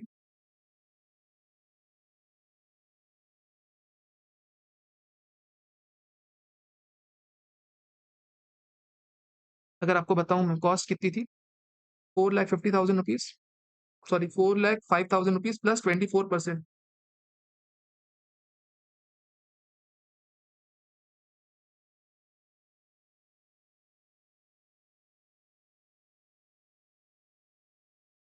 आपको सर 502,200 चार्ज करना चाहिए था, आपने चार्ज कितना किया है?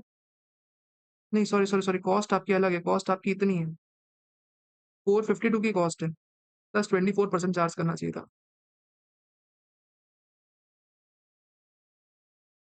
560, 560, 480 चार्ज करना चाहिए था, चार्ज कितना किया? 405।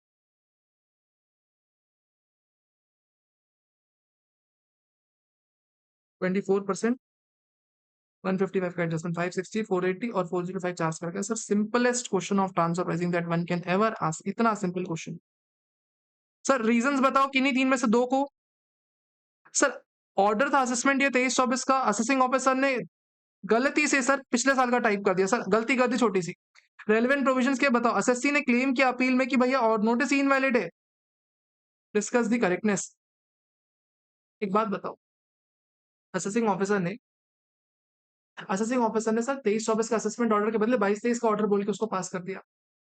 एसएससी कंप्लेन करता है कि भैया ऑर्डर गलत साल का है, मैं मानूंगा ही नहीं, it is invalid, it is invalid. Sir क्या सही होता है? सर प्रोविजन सेक्शन 292 बी का ऐसा कहता है कि अगर कभी भी कोई क्लेरिकल एरर होता है, कोई भी ऐसा एरर होता है जो कि सर क्लेरिकल इन नेचर है, नॉन टेक्निकल इन नेचर है सर, इसके कारण कभी भी ना प्रोसीडिंग्स इनवैलिड नहीं होती है sir, it is always valid proceeding sir, ये वैलिड माना जाएगा। कमिश्नर ने इशू, अच्छा सर ये क्वेश्चन अच्छा है, ये क्वेश्चन अच्छा है सर, गड़बड़ होता है, देखना। Commissioner issued notice to revise the order passed by the assessing officer under section 143(3). देखो 143(3) में 143 में 143(3) में एओ ने एक ऑर्डर पास कर दिया। इस ऑर्डर के अगेंस्ट में सर रिवीजन सीक करता है, रिवीजन करता है सर कमिश्नर, और रिवीजन के लिए सर नोटिस भेज देता है कि देखो देखो एसएससी, मैं तुम्हारा रिवीजन करना चाहता हूँ, एसएससी का रिवीजन करने के लिए नोटिस भेज दिया। During the pendency of the proceeding sir commissioner on the basis of material facts sir issue एक और issues the first notice issue कर दिया रिवीजन का। After issuance of the first notice commissioner को लगता है नहीं नहीं नहीं नहीं, सेकंड नोटिस इशू करना चाहिए, एक और बार रिवीजन करना चाहिए, एक और बार रिवीजन। अभी फर्स्ट रिवीजन के लिए आपने नोटिस इशू कर दिया, आपको लग रहा है नहीं सेकंड टाइम फिर से रिवाइज करना चाहिए, क्या सेकंड टाइम फिर से रिवाइज कर सकते हो? राइट आंसर इज नहीं। सर कभी भी अगर असेसिंग ऑफिसर ने एक बार रिवीजन कर दिया, रिवीजन का नोटिस भेज दिया, एक बार रिवीजन का नोटिस भेज दिया, तो भैया सेकंड टाइम आप सेम चीज के लिए रिवीजन थोड़ी कर सकते हो, सेकंड टाइम आप फिर से दोबारा नोटिस थोड़ी भेज सकते हो कि भैया दोबारा रिवीजन करना है किसी और चीज पे। सरकार कहती है it is not allowed. Commissioner एक बार आपको नोटिस भेजेगा, उसमें जो जो पॉसिबल एरियाज है रिवीजन के, वो पॉसिबल एरियाज में रिवीजन कर देगा। दोबारा अगर कमिश्नर को लगता है कि कोई नई चीज पर रिवीजन करना है, तो उस केस में दोबारा नहीं कर सकता इशू, दोबारा रिवीजन नहीं कर सकता। Sir we got this point. Sir ये क्वेश्चन आंसर है, मैंने आपको करवा रखा है, जितने क्वेश्चन आंसर्स है ना एमटीपी में, ऑलमोस्ट क्वेश्चन आंसर्स हमने सारे के सारे क्वेश्चन आंसर प्रैक्टिस बैच में कर रखे हैं। Batch as a paid batch नहीं, यूट्यूब पे है, बिल्कुल फ्री वाला बैच है। देखो अगर मेहनत यहाँ तक आए हो ना, तुम और वीडियो को लाइक नहीं कर रहे, मैं बताऊँ तो तुमको शर्म आनी चाहिए। माता रानी पाप लगाएगी तुमको, देखना तुम अपना कैलकुलेटर लेके जाओगे, तुम 3 कैलकुलेटर लेके जाओगे, 2 खराब हो जाएंगे, तीसरे से तुमको मेहनत करनी पड़ेगी, याद रखना। और कैलकुलेटर जब जब तुम प्लस करोगे ना, इतनी तेज आवाज आएगी, एग्जामिनर तुमसे परेशान हो जाएगा, मैं बता रहा हूँ, अगर तुमने ऐसा किया तो ये पेपर अच्छा जाएगा, लेकिन स्टिल तुमको दिक्कतें आएंगी।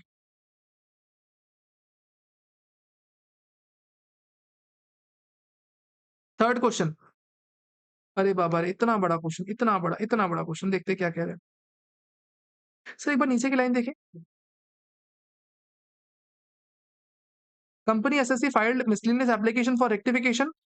Tribunal allowed the application in exercise of the power under section 254 and reheard entire appeal on the merits and recalled original order and passed the order in the favor of the SSC. Sir पूरा read करने के वजह से इतना देख के समझ में आ जाता है, tribunal can not rehear the meeting, पूरा पूरा का पूरा ऑर्डर वापस रीहियर नहीं कर सकता। सर रीहियर कर सकता है for the purpose of rectification mistake apparent from record, अगर मिस्टेक एपरेंट फ्रॉम रिकॉर्ड है उसके रेक्टिफिकेशन के लिए ट्राइब्यूनल सीख कर सकता है हियरिंग, लेकिन बाकी किसी भी और कारण से पूरा ऑर्डर दोबारा सुन के पूरा ऑर्डर रिवाइज नहीं कर सकता सर, सिंपल सा ये प्रोविजन है। Sir concept of mutual agreement procedure as per provided under international tax treaties, what is the difference between OECD model tax convention and UN model tax convention in respect of map? Sir MAP के context में OECD और UN model पे क्या फर्क होता है? Sir to be honest this is a new question, ये new question है सर, ये आपको किसी बुक में नहीं मिलने वाला। उसके अलावा explain briefly the purpose of MLI under the BEPS project and how does it help in modifying the agreed. Sir ये सिंपल क्वेश्चन है, कहता है सर अगर कभी भी एमएलआई आपके पास आया, एमएलआई मतलब क्या होता है सर? Multilateral instrument. सर मान लो इंडिया के साथ, इंडिया की 10 कंट्रीज का डीडी डबल ए है, 100 कंट्रीज का डीटेबल है। तो भैया अगर छोटा सा अमेंडमेंट करना है, मान लो सर इंडिया को लगता है कि नहीं डेनमार्क से जर्मनी से सर अब 10% इंटरेस्ट नहीं चार्ज करके 5% चार्ज करना है पूरे वर्ल्ड पे। जो भी इंटरेस्ट रिसीव करेगा इंडिया में, सर इंडिया में टैक्सेबिलिटी सिर्फ और सिर्फ 5% होगी, 10% से 5% करना है। तो इसके लिए क्या करना पड़ेगा? क्या सारी ट्रीटीज में एक-एक जाके अमेंडमेंट करना पड़ेगा? राइट आंसर इज नहीं, सारी ट्रीटीज में अमेंडमेंट नहीं करना पड़ता, एक एमएलआई डालना पड़ता है। एक मल्टीलैटरल इंस्ट्रूमेंट रहता है जिसमें अगर हम कुछ भी लिख देते हैं तो सर वो सारी की सारी ट्रीटीज को अमेंड करने में आसानी होती है। सर अपने को हर एक ट्रीटी को इंडिविजुअली अमेंड नहीं करना पड़ता, सिर्फ एक एमएलआई में लिख दिया और अपने को ट्रीटी अमेंड हो जाती है। सर ट्रीटी को एनफोर्स करने के लिए सर एक कवर्ड टैक्स अरेंजमेंट का प्रोविजन रहता है। सर इसमें क्या होता है, सर कभी भी अगर आप ट्रीटी आपके कंट्री में अगर आप एमएलआई के थ्रू रेक्टिफाई करते हो, रेटिफाई करते हो, ये यूँ बोलो ट्रीटी में अमेंडमेंट करते हो, सर एमएलआई के थ्रू कभी भी ट्रीटी में अमेंड करते हो ना, तो आपको पहले अपनी कंट्री में पहले रेटिफाई करवाना पड़ता है कि भैया हम अमेंडमेंट कर रहे हैं, प्लस अपनी कंट्री में नोटिफाई करवाना पड़ता है। सिमिलरली आप सामने वाली कंट्री भी अपनी कंट्री में रेटिफाई करेगी कि भैया हम एक्सेप्ट करते हैं 5% इंटरेस्ट को, प्लस वो नोटिफाई करेगी। तो भैया इस एमएलआई का इनफोर्स आ जाता है। सर ये प्रोसेस सिंपल सा है, ये प्रोसेस हमने पढ़ा रखा है। सर लेकिन सर म्यूचुअल एग्रीमेंट प्रोसीजर वाला नहीं पढ़ा रखा है। एक बार इसको रीड करो, आंसर को रीड करो, बिना क्वेश्चन को पढ़े आंसर को रीड करो क्या कहता है। सर कहता है की डिफरेंसेस कौन-कौन से? देखो म्यूचुअल एग्रीमेंट प्रोसीजर होता है for the purpose of map किस लिए? देखो मैप के लिए सर हमेशा मैप का क्लॉज़ क्यों डालना होता है अपने को डीटीडब्ल्यूए में? क्योंकि सर कभी भी कोई डिस्प्यूट होता है, आगे चल के रेजिडेंशियल स्टेटस में डिस्प्यूट होता है, कौन सी इनकम पे कितना टैक्स लगेगा, कौन सी इनकम पे कौन टैक्स लेगा, सर डिस्प्यूट होता है तो कुछ ना कुछ तो रेज़ोल्यूशन होना चाहिए ना। तो उसके लिए सर आपको एमएपी को रखना पड़ता है, हमेशा डीटीडब्ल्यूए में एमएपी का क्लॉज़ रहता है sir article number 5 article number 25 ऐसा कहता है। सर यूएन मॉडल और ओईसीडी मॉडल में मैप से रिलेटेड कुछ डिफरेंसेस रहते हैं। सर क्या कहता है? यूएन मॉडल बोलता है कि भैया provides that an arbitration may be initiated if competent authorities are unable to reach out any agreement within 3 years। Sir कहता है अगर मान लो इंडिया और यूएसए में लड़ाई हो गई, इंडिया और यूएसए में लड़ाई हो गई, और सर इंडिया और यूएसए में नहीं, सॉरी इंडिया और मान लो जर्मनी में लड़ाई हो गई, सर डिसाइड नहीं कर पा रहे, डिसाइड नहीं कर पा रहे, डिसाइड नहीं कर पा रहे, प्रोविजन कहता है 3 साल तक डिसाइड नहीं कर पा रहे कौन टैक्स लगता है, कौन टैक्स लेगा, तो प्रोविजन कहता है सर यूएन मॉडल में 3 years के बाद सर एक आर्बिट्रेशन का प्रोविजन रहता है, यानी सर कोई थर्ड पार्टी को बैठाएंगे और उसको बेस के उसको बैठा के डिसाइड करवाएंगे कि क्या टैक्स लगना चाहिए। हम दोनों डिसाइड नहीं कर पा रहे हैं 3 साल तक, तो थर्ड पार्टी को लेके आएंगे और थर्ड पार्टी से डिसाइड करवाएंगे। लेकिन सर ओईसीडी मॉडल में यही 2 साल का पीरियड है और 2 साल के बाद अपने को आर्बिट्रेशन में जाना पड़ता है, यानी सर 2 साल तक हम लोग डिसाइड करेंगे ओईसीडी मॉडल में, उसके बाद आर्बिट्रेशन में जाएंगे। सर और क्या डिफरेंस होता है? सर कहता है यूएन मॉडल में कहता है आर्बिट्रेशन कोई भी रिक्वेस्ट कर सकता है। इंडिया और जर्मनी की लड़ाई होगी तो इंडिया भी रिक्वेस्ट कर सकता है आर्बिट्रेशन, जर्मनी भी आर्बिट्रेशन रिक्वेस्ट कर सकता है। लेकिन सर ओईसीडी मॉडल में कहता है कि sir arbitration must be requested by the person जिसने इनिशिएट किया है, यानी सर जो पर्सन लड़ाई करने आया है, जो पर्सन लड़ाई करने आया है सर वो आर्बिट्रेशन हमेशा इनिशिएट करेगा। तीसरा कहता है सर यूएन मॉडल अलाउ करता है कि अगर आप आर्बिट्रेशन सेटिस्फाइड नहीं हो, if you अच्छा allow the competent authority to depart from the arbitration order if they agree to within 6 months from the decision communicated them। Sir UN model एक और चीज एक्स्ट्रा बेनिफिट देता है। सर कहता है कभी भी अगर आप आर्बिट्रेशन से सेटिस्फाइड नहीं है, सर इंडिया और जर्मनी के बीच में लड़ाई हुई, किसी थर्ड पर्सन को बिठाया, फॉर एग्जांपल ट्रम्प साहब को बिठाया कि भैया देखो बताओ, ट्रम्प साहब ने बोला भैया देखो ऐसा ऐसा टैक्स लगाओ, आगे चल के हम इन दोनों पे अग्री नहीं करते, मैं और जर्मनी अग्री नहीं करते कि ट्रम्प ने जो बोला वो तो ऐसे ही बोल दिया, हमने अग्री नहीं किया, तो हम इस आर्बिट्रेशन को डिपार्ट कर सकते हैं, लेकिन सर अपने को 6 मंथ्स के अंदर ये डिपार्चर करना पड़ेगा। सर ये 3 डिफरेंसेस होते हैं। देखो क्या डिफरेंस होते हैं? सबसे पहला तो सर कभी भी अगर आपको एमएपी में जाना है, अगर आपको कभी भी एमएपी में जाना है, यूएन मॉडल में 3 साल के बाद आप आर्बिट्रेशन में जा सकते हो। म्यूचुअल एग्रीमेंट नहीं हो पा रहा 3 साल तक, आर्बिट्रेशन में 3 साल बाद जाओगे। ओईसीडी मॉडल में 2 साल तक एग्रीमेंट नहीं हो रहा, 2 साल के बाद आर्बिट्रेशन में जाओगे। फिर उसके अलावा सर कहता है अगर आर्बिट्रेशन में जाएगा कौन? सर यूएन मॉडल में कोई भी जा सकता है, ओईसीडी मॉडल में जिस दिन लड़ने गया सर वही जाएगा। और लास्ट में कहता है सर यूएन मॉडल में आप चाहो तो आर्बिट्रेशन से डिपार्ट कर सकते हो, लेकिन डिपार्ट करने के लिए अपने को सर 6 महीने के अंदर अप्रूवल लग जाता है। ठीक है सर, सिंपल सा पॉइंट था। Masers Green Tech Innovations, a resident company, is planning to enter in collaboration with German firm for technological licensing. To understand the royalty payments, India, Germany, it had filed the application before Board of Advanced Ruling. However, it is revealed that Green Tech has already submitted a detailed note on the same transaction to its assessing officer as part of suo motu disclosure of the scrutiny proceedings. Sir, scrutiny proceedings चल रही है, यानी sir advance ruling नहीं चल सकती, नहीं कर सकते। Will application of advance ruling be allowed? Sir नहीं अलाउड होगा। सर आपकी कोई भी असेसमेंट प्रोसीडिंग्स पेंडिंग चल रही होती है, आप नहीं जा सकते एडवांस रूलिंग के पास। सर अगर आप कभी भी एडवांस रूलिंग के एप्लीकेशन से सेटिस्फाइड नहीं हो, अगर आप ऑर्डर सेटिस्फाइड नहीं हो, तो आप हाई कोर्ट में ऑर्डर करोगे 60 डेज के अंदर, सर प्लस 30 डेज का एडिशनल टाइम मिलता है। सर बेसिक सा क्वेश्चन है, एक बार रीड भी कर लो। Resident application can not pursue remedy appeal revision before the income tax authorities as well as application for the advance ruling in respect. Board shall not allow if question is raised is already pending before ITAT. Sir इसके अलावा कुछ answer किया ही नहीं। ओह! Sir अगर कभी भी revision appeal कोई भी पेंडिंग है सर इनकम टैक्स अथॉरिटी के पास या अपील पेंडिंग है कहीं पे भी तो भैया इस केस में ना आप एडवांस रूलिंग में नहीं आ सकते। प्लस यहाँ पे बोर्ड भी अलाउ नहीं करेगा। सर ये आंसर बहुत ही आधा-अधूरा आंसर है, आधा आंसर है। इसमें क्वेश्चन क्या पूछ रहा है? सर स्क्रूटनी हो रही थी। स्क्रूटनी हो रही थी। और उसके आपकी प्रोसीडिंग्स में आपने सबमिशंस कर रखे हैं और एडवांस रूलिंग सीक करना चाहते हो। क्या कर सकते हो क्या? सर इसने आंसर दिया ही नहीं। इसने ये आंसर दिया ही नहीं। सर ये आंसर दे रखा है कि एडवांस रूलिंग तब सीक नहीं कर सकते जब आपकी कोई अपील में उसको असेसमेंट चल रहा हो, अपील चल रही हो या फिर सर कोई रिवीजन चल रहा हो तो आप नहीं सीक कर सकते। स्क्रूटनी केस में कर सकते हैं क्या? ऐसा इसने आंसर नहीं दिया। सर स्क्रूटनी केस में अलाउ कर देता है नॉर्मली। सर अगर कभी भी आपका एपेलेट अथॉरिटी के पास, सीआईटी अपील्स के पास, जॉइंट कमिश्नर अपील्स के पास केस चल रहा है या फिर सर आईटी अथॉरिटी के पास रिवीजन चल रहा है सेक्शन 264 में या 263 में, उस केस में आप नहीं कर सकते। लेकिन यहाँ तो कर सकते हो ना, स्क्रूटनी चल रही है यहाँ पे। लेकिन इसने आंसर ही नहीं किया तो हम भी भैया बच जाएंगे, किनारे हो जाएंगे। आपने अगर आंसर लिख दिया तो कर सकते हो, ठीक है। सर आप एडवांस रूलिंग के ऑर्डर से खफा हो तो कहाँ जाओगे? आप जाओगे सीधे सीधे हाई कोर्ट के पास। Messrs Skyline design solution, a company incorporated country X is engaged in architectural design services globally. Skyline है कंट्री एक्स में। अच्छा इसने सर्विसेज दी किसको? सनराइज से इंडिया वाले। As per India and country X data वाले अगर आर्किटेक्चरल सर्विसेज अगर फीस फॉर टेक्निकल सर्विसेज पे है तो जो भी सर सर्विसेज प्रोवाइड कर रहा है पार्टनरशिप कर रहा है या इंडिविजुअल में कर रहा है तो कोई टैक्सेबल नहीं है। सर कहता है अगर यहाँ की कोई कंट्री एक्स की कोई भी एंटिटी अगर फर्म बना के या फिर सर इंडिविजुअल होके अगर सर सर्विसेज दे रहा है तो भैया इसका टैक्सेशन कहाँ होगा? सर कंट्री एक्स में होगा। अगर सर यानी कंट्री एक्स का और इंडिया का डेटा वाले क्या बोलता है अगर कोई पार्टनर ऐसी कोई सर्विसेज दे रहा है या इंडिविजुअल ऐसी कोई सर्विसेज दे रहा है तो टैक्सेशन कंट्री एक्स में होगा, ठीक है। To leverage the benefit Skyline ने क्या किया? सर स्काईलाइन के जितने भी डायरेक्टर्स हैं ना इन्होंने सबने मिलकर एक फर्म बना दी और फर्म के थ्रू सर्विसेज दे रहे हैं। फर्म क्लेम्स ट्रीटी प्रोटेक्शन, कोई फिक्स बेस भी नहीं है, कोई टैक्स नहीं भरा इंडिया ने। सर क्या अच्छा does the restructuring of the income from the company to the partnership firm क्या गार के प्रोविजन लग जाएंगे? सर लग जाएंगे गार के प्रोविजन। सर आपने ट्रीटी का बेनिफिट उठाने की कोशिश की है।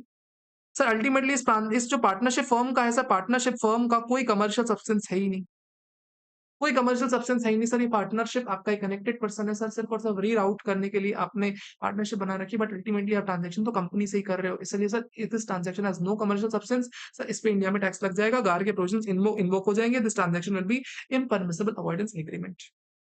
Mr. Pradeep is an interior decorator in previous year 23-24. Total income sir 65 lakh rupees की है। इंटीरियर डेकोरेटर यानी सर अच्छा सर 44 एडीए लग सकता है, सर 44 एडीए लग सकता है और 65 लाख का रिसीट्स है यानी अभी भी लग सकता है। रिसीट्स दे रखी हैं ऐसी, ठीक है। सर रिसीट्स 15 लाख एनईएफटी से 32 लाख अकाउंट पे चेक। सर बियर चेक इसको होल्ड करो, इसको होल्ड करो। अकाउंट पे चेक चलेगा चलेगा चलेगा चलेगा चलेगा चलेगा चलेगा सर सब चलेगा। यानी सर टोटल रिसीट्स कितनी है? यहाँ क्या कह रहे हैं? अदर अच्छा other aggregate receipts not exceeding 2000 rupees per month rupees from occasion, ठीक है। Out of this sir 1,20,000 rupees bearer cheque से मिली हुई है। यानी सर इसमें से 122,800 सर बेयरर चेक से मिली हुई है। ओके एक बार टोटल रिसीट चेक करो सर, जो हाईलाइट करो इसमें टोटल रिसीट्स आ जाएगी 1 2 3 4 5 6 7 8 9 इनका टोटल करोगे आपके पास टोटल रिसीट्स आ जाएंगी।